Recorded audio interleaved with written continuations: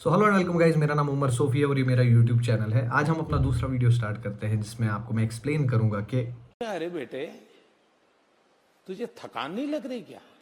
नहीं, ये सब नहीं, मैं आपको एक्सप्लेन करने वाला हूँ। पानी भरना, मजदूरी करना। नहीं, ये सब नहीं, मैं आपको एक्सप्लेन करने वाला हूँ कि कैसे home minister Amit Shah and prime minister Narendra Modi ने एक क्रोनोलॉजी बना के बहुत सारी चीज़ें करी जिसका इंडियन स्टॉक मार्केट के ऊपर बहुत भयंकर प्रभाव पड़ा है एंड हज़ारों लाखों फैमिलीज़ के करोड़ों रुपए गले हैं। लेकिन इसके लिए मुझे डेली 1 kg 2 kg गालियां। जी हाँ, खानी पड़ेंगी अपने मित्रों के द्वारा एंड जस्ट इन केस ये वीडियो वायरल हुआ तो बहुत सारे अंधभक्तों के द्वारा भी। But we will not stop, we will go ahead and try to explain what exactly happened. So let's start the video. आज हम बात करने वाले हैं controversial and at the same time alarming scandal के बारे में। रिसेंटली हेल्ड लोकसभा चुनाव काफी एक भयंकर प्रभाव रखे हैं स्टॉक मार्केट्स के ऊपर। इंडियन स्टॉक मार्केट्स एक बरसक मूवमेंट देख रहे हैं। पहले काफी शेयर्स ऊपर गए and the succeeding day shares काफी नीचे आए। कई सारे एक्सपर्ट्स का मानना है कि एक कंस्ट्रक्ट किया गया मार्केट को, जहां पे पहले पहले इन्फ्लेट किया गया मार्केट को, उसके बाद डिफ्लेट किया गया। आइए समझते हैं व्हाट एग्जैक्टली हैपेंड। लेकिन उससे पहले आप दो क्लिप्स देखिए। पहली, the former prime minister Narendra Modi speaking at a TV interview. 4 जून जैसा आपने कहा, जिस दिन चुनाव का नतीजा आएगा, आप उस हफ्ते भर में देखना कि यानी भारत का स्टॉक मार्केट के लिए उसके सारे जो उनके प्रोग्रामिंग के जो प्रोग्रामिंग वाले सारे उनके थक जाएंगे। और एक क्लिप देखिए होम मिनिस्टर अमित शाह जी की। खैर, अफवाहों के कारण ऐसा हुआ भी होगा तो 6 जून के पहले आप बाय कर लेना, 4 जून के पहले वो सूट अप करेगा। इससे आपको अंदाजा लग गया होगा कि कुछ ना कुछ तो प्री प्लान था। मार्केट की movement definitely is ruled by the sentiments of people, कि जैसे मार्केट फ्लो करता है इट इज बेसिकली लोग सोचते कैसा है और उसी सोच को बेसिकली इन्फ्लुएंस किया गया है। यहाँ पे हम समझते हैं इसको इन डिटेल कि हुआ क्या था। तो ये क्रोनोलॉजी है। अमित शाह कहते हैं बाय शेयर्स बिफोर 4 जून। 19 में नरेंद्र मोदी जी कहते हैं stock market will break records on June 4। फिर 28 मई को रिपीट करते हैं। 1 जून मीडिया झूठे एग्जिट पोल रिलीज करती है। इलेक्शन कमीशन ऑफ इंडिया एक नोटिफिकेशन निकालता है कि जून 1 तक 6:30 बजे शाम तक, जब तक पोलिंग खत्म ना हो जाए, कोई भी एग्जिट पोल्स बाहर नहीं आए, ताकि लोगों के ओपिनियंस इन्फ्लुएंस ना हो और वो वोटिंग किसी भी पर्टिकुलर डायरेक्शन में दे। फॉर एग्जाम्पल, अगर एग्जिट पोल्स बीजेपी के फेवर में दिखाए जाते हैं, it basically means that the people will be influenced to vote for BJP. वो बीजेपी की तरफ ही वोट देंगे। क्यों? क्योंकि वो ये सोचेंगे कि बीजेपी की ही तो सरकार आ रही है, why should we waste our vote on the Congress. अब हम अंडरस्टैंड करते हैं कि मार्केट्स को कैसे इन्फ्लुएंस किया गया। But before going into that detail, हमें यह समझना जरूरी है कि एग्जिट पोल्स होते क्या है। एग्जिट पोल्स बेसिकली काफी सारी media agencies in collaboration with many other survey agencies करती है, जहां पे बहुत सारे फील्ड वर्कर्स बहुत सारी कॉन्स्टिट्यूएंसीज में जाते हैं। वहां पे वो बेसिकली लोगों से सवाल पूछते हैं कि आप किसको वोट दोगे, और उसी तरह एक सैंपल बनता है। फॉर एग्जाम्पल, एक पार्लियामेंट्री कॉन्स्टिट्यूएंसी से 100 बंदू से उन्होंने पूछा, and when we extrapolate this graph 543 constituencies में वो 100 बंदू के पास जाते हैं, and as a result of which वो एक असेसमेंट देते हैं कि यहाँ पे हमें 100 बंदू ने ऐसा बोला, तो मोस्ट लाइकली यहाँ पे लोगों का रुझान वोटों का ये होगा, so he might, this candidate might come up. And largely ये बिलीवेबल नहीं रहते हैं, क्योंकि एक तो सैंपल साइज काफी छोटा होता है इनका। सेकेंडली बात ये होती है कि एग्जिट पोल एजेंसीज खुद बिकी हुई होती है।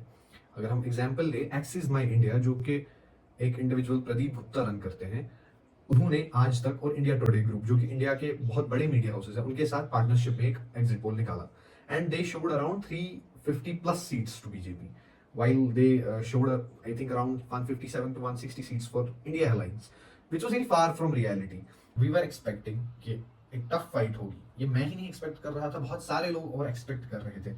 इसका रीजन शायद हमें समझ ना आए, but Pradeep Gupta, the chairman of axis my India, has an answer for it.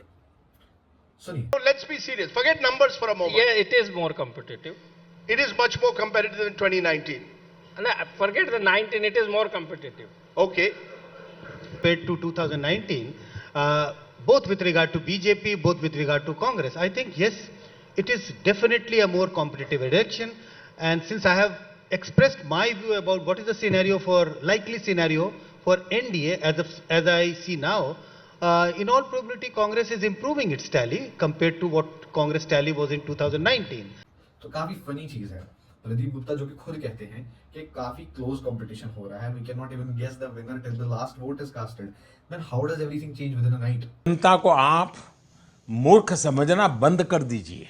इस प्रकार की बचकाना बातें किसी के गले नहीं उतरती। लोग लेकिन आज तक और India Today, even other channels which include many newspapers as well, उन्होंने दिन रात सुबह शाम यही चीज चलाई कि बीजेपी की सरकार आने वाली है और इंडिया एयरलाइंस तो मिट्टी में मिलने वाली है। Putting it out, but let me give you the broad perspective.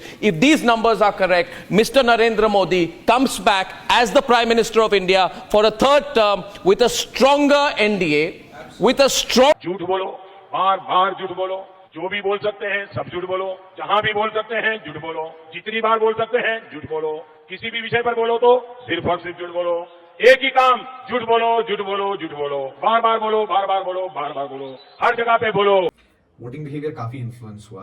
अगर आप देखेंगे, जो भी शेयर्स लार्जली फेवरिंग है, जो भी कंपनीज लार्जली फेवरिंग है टुवर्ड्स द गवर्नमेंट, या गवर्नमेंट जिन कंपनीज की तरफ फेवरिंग है, उनके शेयर्स काफी स्काई रॉकेट करने लगे। अगर आप अदानी की एग्जांपल देख लीजिए, इस ग्राफ को आप देखिए, इस ग्राफ में आप देख सकते हैं कि even 18% growth just in a single day Adani stocks ने विटनेस करी है।